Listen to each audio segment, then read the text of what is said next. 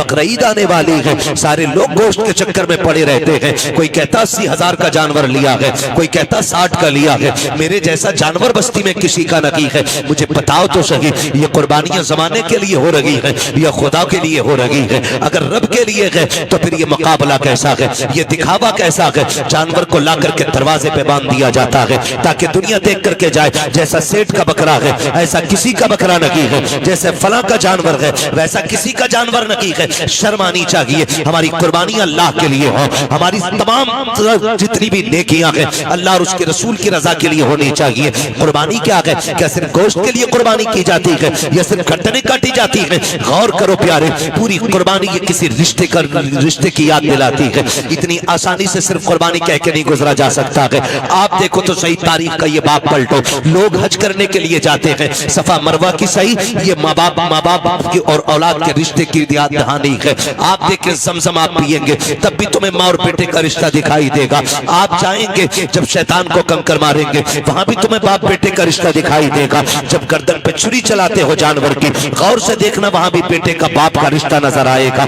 ये रिश्ता कितना अजीम है रब की बारगाह में। आप गौर तो करो प्यारे, आज हम ये समझ लेते हैं क्या किया दुनिया के बाप पालते हैं, हमारे बाप ने पाला तो कौन सा बड़ा काम कर दिया। हम नादान हैं, गलत कह रहे हैं इस बात को। उनसे पूछो जिनके पास बाप का साया नहीं है। जमीन कितनी तंग नजर आती है, खुशियां कितनी महदूद हो जाती है जब सर से बाप का साया चला जाता है। खुदा की कसम अगर बाप होता है तो पता नहीं चलता जवानी कब आ गई है, और अगर बाप चला जाता है तो फिर जवानी मुश्किल से मैसर हुआ करती है। जिस उम्र में बस्ते और किताबें होनी चाहिए उस उम्र में हाथों में औजार आ जाते हैं, मैकेनिक बना दिया जाता है, होटलों के बर्तन आ जाया करते हैं। माँ बाप का न होना जिंदगी को तबाह बर्बाद कर देता है। अल्लाह ने माँ बाप जैसी दौलत दी है, नौजवानों उनकी इज्जत करना, उनकी खिदमत करना। जब तक माँ बाप होते हैं ये समझ लेना खुदा की रहमतें नाजिल होती रहती है। मैं तारीख का ये बाप पलटना चाहता हूँ। आप तारीख उठा करके देखिए, अल्लाह के खलील हजरत इब्राहिम अलैहिस्सलातु व तस्लीम, हजरत इब्राहिम की आप जिंदगी पढ़िए। आपने पूरी जिंदगी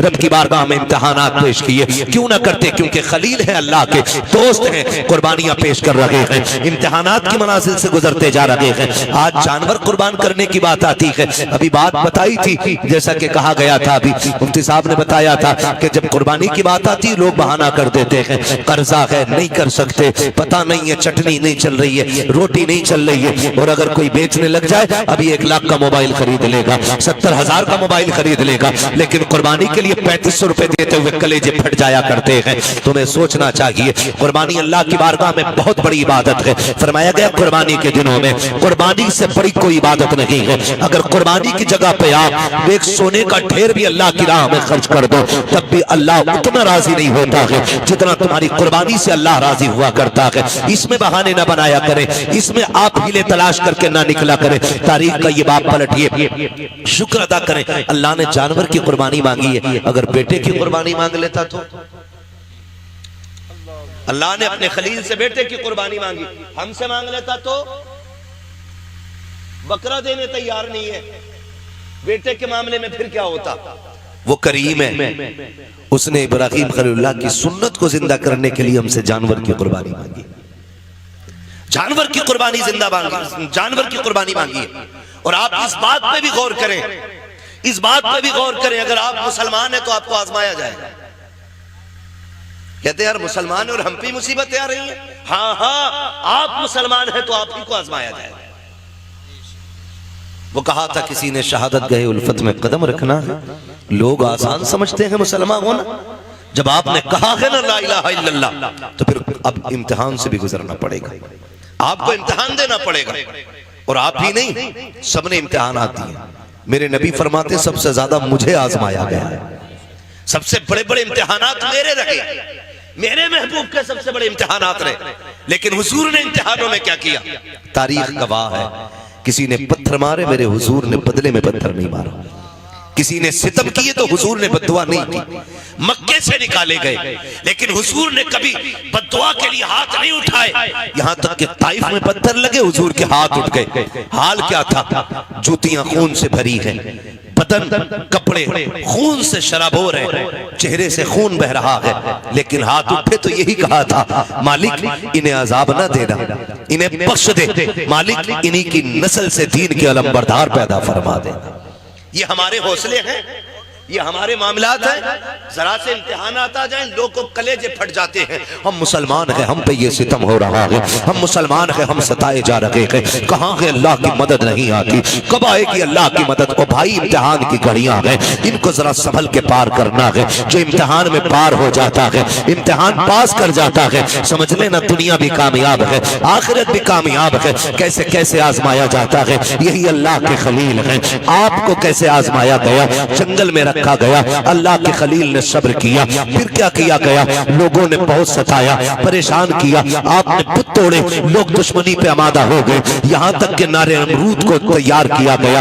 आग इतनी तेज थी कि परिंदा कोई ऊपर से गुजरता तो वो गिर जाया करता था और मर जाता था उसकी तपिश से। अल्लाह अकबर, तारीख का ये बाप पलटते चले और देखते चले। जब उसी नमरूद की आग में डालने की बारी आई, हजरत जिब्रील अमीन ने आके कहा था, इब्राहिम रब के खलील हो, मैं रब की बारगाह तक जाता हूँ, अगर कोई जरूरत हो तो बताएं। आप मंजनीक के अंदर रखे हुए हैं, ये नहीं कहा था जिब्रील देखो सामने आग है, मैं मंजनीक में हूँ। कहा था कि मैं जानता हूँ, मेरा रब भी जानता है, मुझे कोई जरूरत नहीं है। कहा फिर अपने रब ही से कह दो। कहा जो सब जानता है उससे कहने की जरूरत क्या है? जिसमें वो राजी है उसमें मैं राजी हूँ, ये कह के आप राजी हो गए। जब नारे नमरूद में डाला गया, अल्लाह ने आग को ठंडा होने का हुक्म दिया, आग ठंडी और सलामती वाली हुई। आप नारे नमरूद में रखे, बाहर तशरीफ लेकर के आए। उसके बाद फिर आप हजरत सारा के साथ अपना वतन छोड़ देते हैं। बहुत लंबा वाकया है, बादशाह ने पकड़ा। फिर उसके बाद बदले में आपको हजरत हाजरा भी तोहफे में पेश की गई। हजरत हाजरा से आपने निकाह किया। जब कोई औलाद न थी, अल्लाह ने हजरत हाजरा से एक बेटा अता फरमाया। जब एक बेटा पैदा हुआ, आपकी मोहब्बत ज्यादा हो गई। फरिश्ते बातें करने लगे, मालिक ये तेरा खलील है, तेरा दोस्त है, लेकिन अपने बेटे से बहुत ज्यादा प्यार करता है। रब ने फरमाया इब्राहिम का जी रब्बे जलील का बेटे को अपने आप से दूर कर दो। कहा क्या करना है मालिक? का ऐसी वादी में छोड़ के आओ जहां पे कोई आबादी ना हो। हजरत इब्राहिम खलीलुल्लाह ने बेटे को लिया, आज वहां लेकर के आए जहां आज काबा मौजूद है। उस जमीन पे बीवी बच्चे को लेकर के आए। तारीख का ये बाप बड़े सुनहरे अल्फाज में लिखा हुआ है, बहुत गौर से सुनना प्यारे, और जाकर के बहन बेटियों को भी ये बाप सुनाना। हजरत इब्राहिम खलीलुल्लाह जब उस जंगल में आए जहां पे दरख्त का साया तक नहीं था, हरियाली तक नहीं थी, काले पत्थरों की पहाड़ियां हैं, दूर दराज तक कोई नहीं है। अल्लाह के खलील ने बीवी बच्चे को जब छोड़ा है और छोड़ के जाने लगे हैं, हजरत हाजरा ने दामन पकड़ा, साथ चलने लगी है। मुअर्रिखीन ने लिखा है 3 मील तक दामन पकड़ के हजरत हाजरा चली है और ये पूछती जा रही थी, अल्लाह के खलील बताते तो जाओ, क्यों छोड़ के जा रहे हो? कोई खता हो गई है, बताओ तो सही, क्यों छोड़ के जा रहे हो? क्या बात है? अपनी मर्जी से छोड़ के जा रहे हो या रब के कहने से छोड़ के जा रहे हो? ये हजरत हाजरा कहते कहते 3 मील तक दौड़ी है। तारीख गवाह है, खुदा की कसम, एक जुमला भी हजरत हाजरा ने नाशुक्री का नहीं कहा था। आज शौहर अगर बीवी के पसंद के कपड़े न लाता है तो फिर बीवियां बिगड़ जाया करती हैं। कहती तुम्हारे घर में सुकून नहीं मिला है, जब से तुम्हारे घर में आई हो मुझे मिला कि क्या है, इस तरह के ताने दिया करती है। ए मेरी बेटी, मेरी बहन, कान खोल के सुन लेना, तेरी जन्नत तेरे शौहर के कदमों में रखी गई है। तू लाख सजदे कर ले, लाख नवाफिल पढ़ ले, अगर तेरा शौहर तुझसे नाराज है तो खैरियत नहीं है। अगर तेरा शौहर 2 पैसे की चीज लेके आता है, उससे चेहरा बिगाड़ के बात ना कर, उसका मुस्कुरा के इस्तेमाल करना। तू नहीं जानती है कि तेरे शौक तो इतने हैं कि शौहर की कमाई उतनी नहीं है। लंबी लंबी लिस्टें बना के दी जाती है, मुझे 7,000 का जोड़ा चाहिए, 8,000 का जोड़ा चाहिए। मेरी बहन तो कनीज़े फातिमा ज़हरा है, तेरे लिए जन्नत में महल्लात तैयार किए गए हैं, जन्नत में जन्नती लिबास तेरे लिए है। फकत इतना करना है, तुझे अपने शौहर की रजा में राजी रहना है। तू कौन है, तेरी औकात क्या है? ना तू वली की बेटी है, ना तू नबी की बेटी है, ना तू नबी की बीवी है, ना तू वली की बीवी है। तारीख का ये बाप पलट के तो देखो, हजरत हाजरा को अल्लाह का खलील छोड़ के जा रहा है, जंगल में छोड़ के जा रहे हैं। कोई दरख्त नहीं है, कोई साया नहीं है, जंगल की जंगल है। 3 मील तक दौड़ी है, दामन पकड़ के दौड़ के कहा था, खलील ये तो बता के जाओ, क्यों छोड़ के जा रहे हो? इतनी सी खजूरें, इतना सा सा पानी, ये किसके सहारे है? अल्लाह के खलील की आप तारीख पढ़िएगा। आग में डाले गए हैं, अल्लाह के खलील नहीं रोए हैं, वतन छोड़ा है नहीं रोए हैं, नमरूद की फौज ने पीछा किया है नहीं रोए हैं, लेकिन जब बेटे को जंगल में छोड़ के जा रहे हैं, लोग कह दिया करते हैं मेरे बाप का रिश्ता की क्या है, मेरा बाप मुझसे प्यार नहीं करता है। गैरत आनी चाहिए। खुदा की कसम वो खलील जो नमरूद की आग से लग कर के नहीं रोया, वो खलील जो आग में डाला गया तब आंसू नहीं आए, दुश्मनों ने पीछा किया तब नहीं रोया, लेकिन आज जब बेटे को छोड़ के जा रहे हैं, आंख से आंसू टप टप गिरते जा रहे हैं। शरीक हयात ने कहा था अल्लाह के खलील बताते तो जाओ, इस जंगल में क्यों छोड़ के जा रहे हो? अच्छा ये बताओ अपनी मर्जी से छोड़ रहे हो या रब ने हुक्म दिया है? इतना सुनना था। अल्लाह के खलील ने कहा था हाजरा प्यारी सौजा बता तो सके, अगर रब ने किसी को ऐसा बेटा दिया हो और वो भी कोई शुरू उम्र का ना हो, 70 साल की उम्र में मिला हो, और यूं ही नहीं जिसको दुआओं में मांगा हो, सजदों में रो के मांगा हो, तब जाके इस्माइल सा बेटा मिला हो, क्या ऐसे बेटे को कोई जंगल में छोड़ जाएगा? अपनी मर्जी से छोड़ के जाएगा? कहा हाजरा ये अपनी मर्जी से छोड़ के नहीं जा रहा हूं, बल्कि अपने रब के कहने से छोड़ के जा रहा हूं। हजरत हाजरा ने इतना सुना, तवक्कुल अल्लाह देखिए, अल्लाह पे भरोसा देखिए, इतना सुनना था, दामन छोड़ा, मुस्कुरा के कहती है खलील पे ठहरो, ये पानी भी ले जाओ, खजूरें भी ले जाओ। कहा क्या करोगी? कहा जिस रब की मर्जी से छोड़ के जा रहे हो वही रब खाना भी दे देगा, पानी भी दे देगा। इसे तवक्कुल अल्लाह कहते हैं। क्या बात है। नारे तकबीर, नारे रिसालत, मसलके आला हजरत खतीब अहले सुन्नत मुफ्ती हम्माद रजा मुरादाबादी, नारे तकबीर। ये रिश्ता होता है माँ बाप का, इसे समझने की कोशिश करें। जो खलील नारे नमरूद से न रोया, वो बेटे की जुदाई पे रो दिया, वो बेटे को छोड़ते वक्त रो दिया। सोच तो सही, कैसे कह देते हो मेरा बाप प्यार नहीं करता? खुदा की कसम खा के कहता हूं, मंडी चले जाओ, मार्केट चले जाओ, जितने मजदूर थैले हाथ में लेके खड़े होते हैं ना, उनसे पूछना इस उम्र में क्या जरूरत थी इतनी गर्मी में काम करने की? सिर्फ यही कहेगा बच्चों का पेट है, बच्चों के लिए आया हूं। बच्चों की जरूरतें माँ बाप को मौत तक ले जाती है, और औलाद कहती है क्या किया है मेरे बाप ने, क्या किया है मेरे बाप ने? खुदा की कसम अगर तेरे हलक में हराम का लुकमा नहीं जाने दिया है तो सबसे बड़ा एहसान किया है तेरे बाप ने तेरे ऊपर, बहुत बड़ा एहसान किया। और मैं ज्यादातर नौजवान बेटे आपसे गुजारिश कर जाऊं, आप ही के रामपुर से एक दिन फोन आया, कहा गया कि मौलाना हमारे अब्बा को समझाइए। मैंने कहा बात क्या? उसने कहा रिश्ते नहीं हो रहे हमारे। मैंने कहा वजह? उसने कहा वजह यह है कि जो भी रिश्ता करने आता है वो ये पूछता है कि तुम्हारा बाप क्या करता है, या मेरे बाप से पूछता आप क्या करते। तो जब वो कहते हैं हम रिक्शा चलाते, तो रिश्ते करने वाले लौट के चले जाते। तो उसने कहा हमें गैरत आ रही है, हमारा बाप रिक्शा चला रहा है। मैंने कहा ठंडे दिमाग से सोच, शाम को तेरा बाप आता है तो कपड़े पसीने में भीगे होंगे। कहा हाँ। तो मैंने कहा उसके तलवे चूमा कर, वो पसीना बहा के कमा के लाता है, किसी का खून बहा के कमा के नहीं लाता है। हमारी दुनिया को हो क्या गया है? हमें करोड़पति चाहिए, चाहे दलाल हो, रिश्वतखोर हो, ब्याज लेने वाला हो, हराम की दौलत इकट्ठे करने वाला हो। ये चार चांद कब तक? जब तक मौत नहीं आ रही। जिस दिन मरोगे तो याद रखना गरीब की भी कब्र वही बनती है जहां अमीर की बनती है। फिर इतराना किस बात पर है? नौजवानों, अपने मजदूर बाप की इज्जत करना, मजदूर बाप की इज्जत करना। उसने कम से कम तुम्हें हलाल के लुक़मे खिलाए। फरमाया गया जो हराम के लुक़मे खा के पड़ेगा जिस्म, वो जहन्नम का ईंधन बनाया जाएगा।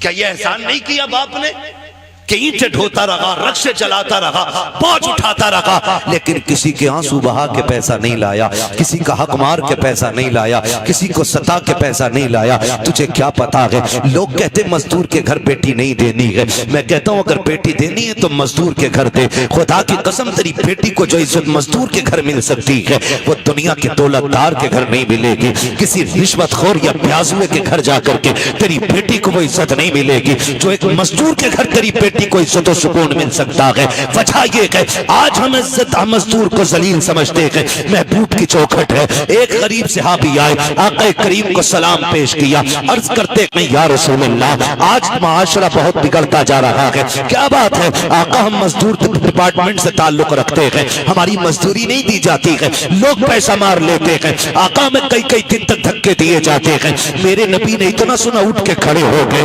फरमाया मुसाफा नहीं करोगे? कहते हैं या रसूल अल्लाह, हाथ ऐसे नहीं है जो आपके हाथ में दिए जा सके। क्या बात है? काका इन हाथों से मजदूरी करता हूँ, हाथों में छाले पड़े हैं, फेटे हैं, कहाँ आप जैसे, आपके गुलाब जैसे हाथ, कहाँ मेरे ये सख्त हाथ? आका खैरत आती है आपके हाथ में हाथ देते हुए। मेरे नबी ने उसके हाथ देखे, फरमाया ला तेरे हाथों को बोसा दे दो। इतना सुनना था, मजदूर की आंख में आंसू आ जाते हैं। या रसूल अल्लाह, आप बोसे की बात करते हैं, यहाँ मजदूर को बगल में बैठा के कोई पानी नहीं पिलाता है, यहाँ साथ बैठा करके कोई एक प्लेट में खाना नहीं खिलाता है। आका आप हैं कि चूमने की बात कर रहे हैं।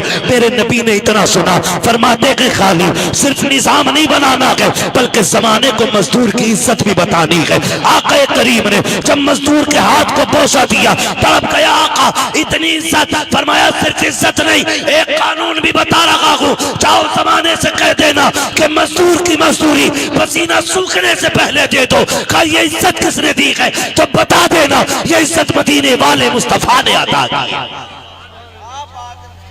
हम मजदूर को हिकारत से देखते हैं, और मेरे नबी ने फरमाया लो एक इज्जत का ताज और दे रहा हूं। हुजूर कौन सा? फरमाया अल कासिबु हबीबुल्लाह, जो मेहनत मशक्कत करके कमाएगा, कयामत में अल्लाह उसे अपने हबीबों की सफ में जगह अता फरमाएगा। तो कम से कम इतना ख्याल करें नौजवानों, हम तो अपने बाप की मेहनत का ख्याल करें। अगर ये दुनिया वाले हमें मजदूर का बेटा कहते हैं तो कहने दें, हमें उस बाप की इज्जत करनी है जिसने चौक में गालियां खा के, मजदूरी पे धक्के उठा के हमें पाला है। तुमसे तो कम से कम इतनी तवक्को होगी उस बाप को कि कोई इज्जत करे ना करे, मेरा बेटा तो इज्जत देगा ना। अगर वही औलाद उसे जलील करने लगे तो बताओ वो जी के क्या करेगा? क्या करेगा वो जी के? जब वही औलाद उससे कहती हो कि तुझे टुकड़े डालने से बेहतर है कुत्ते को टुकड़े डाल दिया जाए, क्या करेगा वो बाप जी के? उसे हार्ट अटैक नहीं आएगा? उसे हार्ट अटैक नहीं आएगा? वो रोएगा नहीं अपनी कमनसीबी पे? क्या वो भूल गया होगा उन दिनों को जब तुझे गोद में उठा के वो गली गली फिरता रहा? मुझे बताओ, तुझे सर्दियों में बुखार आया, बाप ने सारे कंबल तुझे उड़ाए, खुद ठंडी में सिकड़ता हुआ मंडियों के, गलियों के, बाजारों के, हॉस्पिटलों के चक्कर लगाता रहा, खुद मर गया लेकिन बेटे को जिंदगी दे गया। लाजिम है हर बेटे पे अपने माँ बाप की इज्जत करे, अपने माँ बाप की इज्जत करे। पढ़े तारीख, आप कभी ये नहीं कह सकते अपने बाप से आपने क्या किया मेरे लिए। खुदा की कसम, जितना एक बाप कर देता बेटे के लिए, कोई तुम्हारे लिए उतना नहीं कर सकता। मैं तो चैलेंज के साथ कहता हूं, एक बाप को तोलने के लिए ना खुदा की कसम जिंदगियां कम पड़ जाएंगी, लेकिन बाप की मशक्कतों का अंदाजा नहीं लगाया जा सकता। आप भी जानते हैं एक आदमी को अपना पेट पालने में कितनी मुश्किल आ सकती है। कोई मुश्किल बात है एक आदमी को पेट पालना? कोई मुश्किल बात नहीं, और कोई मशक्कत भी नहीं। अकेला बंदा कहीं भी खा पी के गुजारे कर लेता है, लेकिन दुनिया भर की सहूलतें बाप औलाद के लिए उठाता है, औलाद के लिए उठाता है। बेटा पैदा हो मीठा तकसीम करता है, जवान हो जाए तो निकाह की तैयारियां करता है।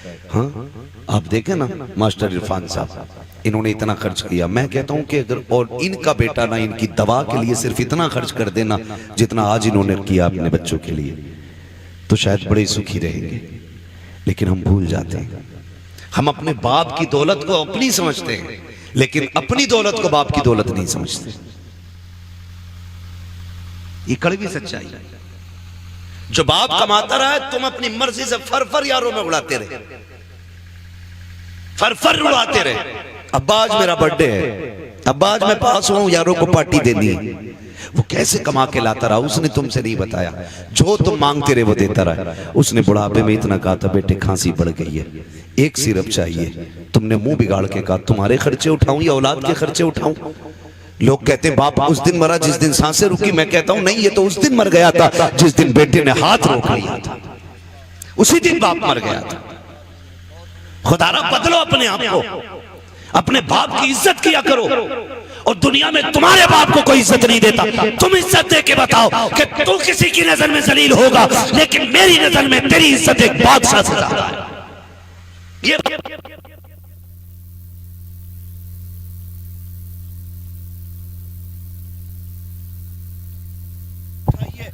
कम से कम आपे में आके तुम्हारी मोहब्बत की वजह से उसकी थकन उतर जाए, ये कोशिश किया।